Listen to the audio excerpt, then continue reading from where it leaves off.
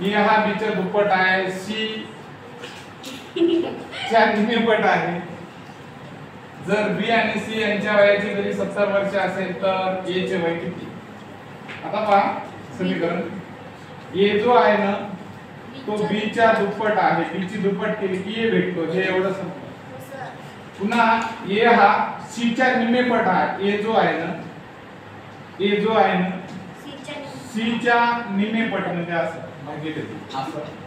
पुन्हा त्यांनी सांगितलं बी ची आणि सी ची, बी आणि सी जे आहे, बी आणि सी यांची जी बेरीज आहे बेरीज ती 70 आलेली आहे. समीकरण असे मांडायचे. आता शोधायची या बी ची किंमत जर काढायची असेल मला आणि या सी ची किंमत काढायची असेल तर या समीकरणाला पहा.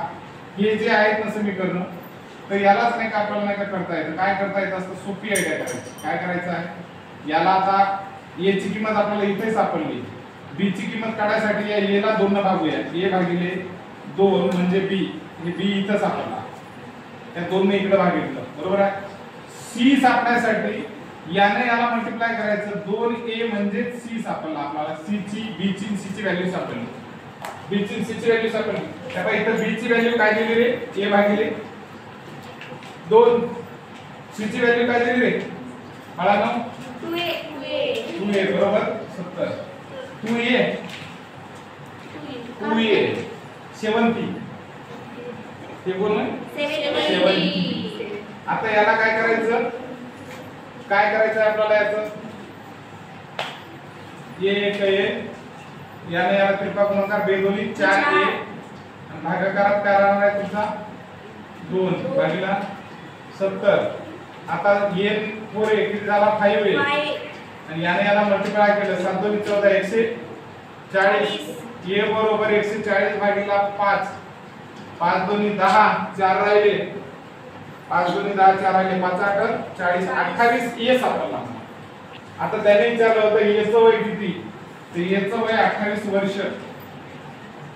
कळालं? ओके की सांगू डबल सांगू.